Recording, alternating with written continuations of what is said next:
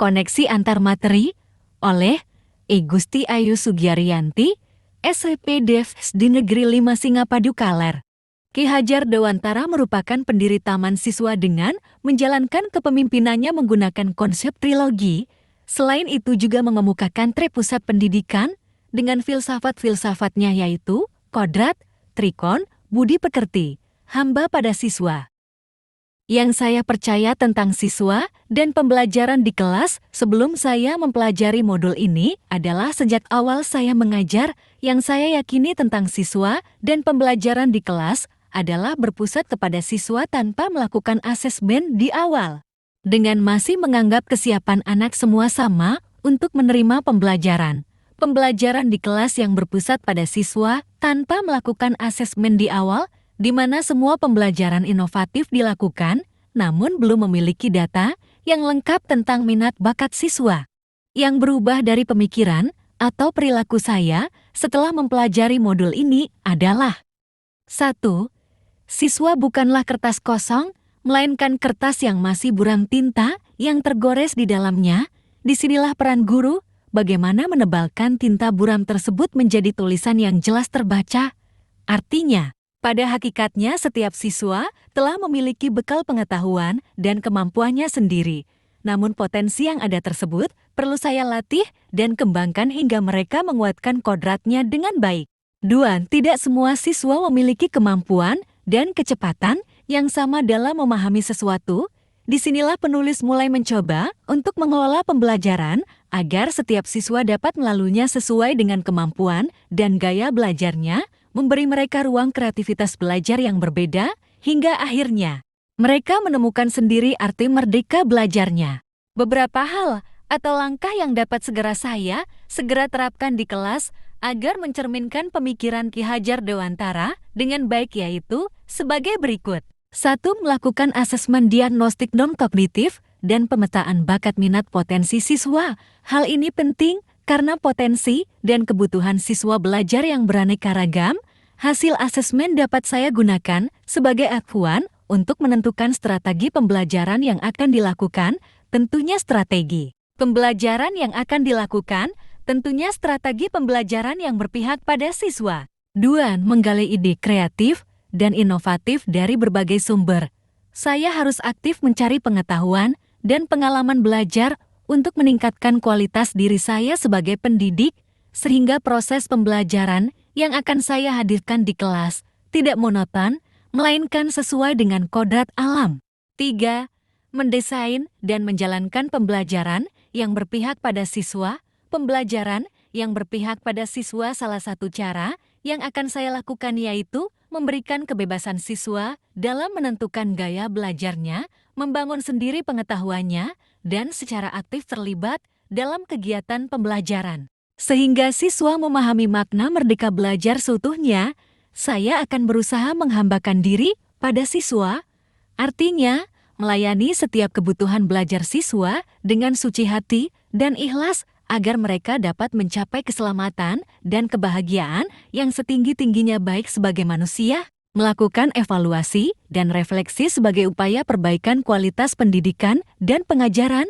Hal ini penting saya lakukan untuk mengetahui kekuatan dan kelemahan dari pembelajaran yang dilakukan.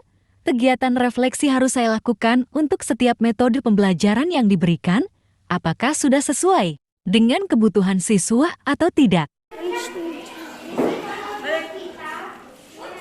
Selamat pagi, hari ini kita akan mempraktekkan membuat batik jemputan dengan bahan-bahan berupa kain putih, karet, dan 1 liter air yang sudah tercampur dengan warna. Ya. Sekarang sebelum kita masukkan ini ke dalam air, kita mengisi dulu karet. Ya.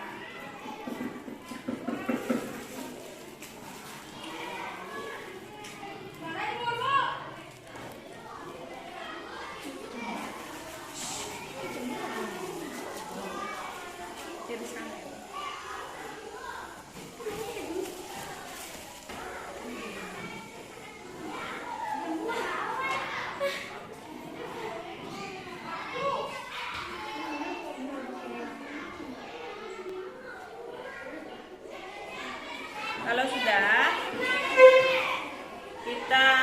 ini, setiap kita bentuk dan kita kasih karet, lalu kita cemplungkan ke dalam air yang sudah diisi pewarna dan tunggu sampai 10 menit ya. Nah, lalu lagi satu kainnya, kita akan melakukan eksperimen dengan pertama kita menyemplungkan dalam satu warna. Setelah 10 menit kita cemplungkan lagi ke warna yang lainnya. Gimana sih hasilnya? Ya, kita tunggu. Sebelum itu kita ikat dulu pakai karet.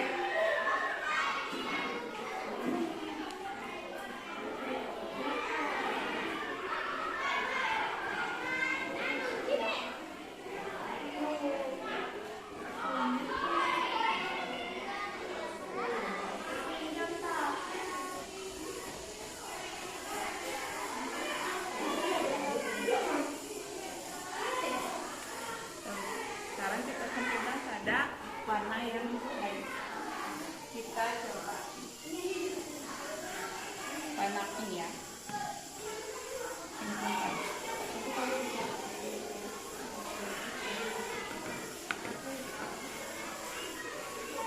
Dan kita tunggu 10 menit. Setelah ini 10 menit nanti kita setelah 10 menit dan pastikan semua terendam sama air yang berwarna ya. Setelah 10 menit kita pindahkan ke warna yang lain, nanti apa hasilnya kita tunggu hasil.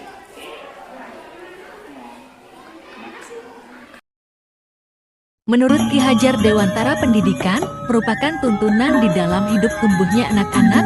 Konsep Among menuntun segala kekuatan kodrat alam agar menghasilkan pelajar dengan profil pelajar Pancasila sesuai dengan trilogi pendidikan Kahadia itu, Ingarso Sumtolodo, Ingmadyo Mangunkarso, dan Tutwuri Handayani, melakukan pembelajaran dengan pendekatan kearifan lokal akan menghasilkan generasi yang berkarakter.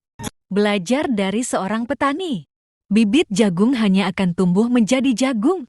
Bibit sayur hanya akan tumbuh menjadi sayur. Kita tidak bisa memaksakan potensi anak yang berbakat melukis untuk menjadi seorang penyanyi, begitu pula dalam mata pelajaran matematika, IPA, bahasa Dirsbury. Menurut pemikiran Ki Hajar Dewantara, bagaimana sebagai pendidik kita mampu memberikan keselamatan dan kebahagiaan setinggi-tingginya kepada siswa dalam mewujudkan merdeka belajar sesuai dengan bakat dan minat siswa. Contoh penerapan merdeka belajar. Belajar tentang kebudayaan daerah.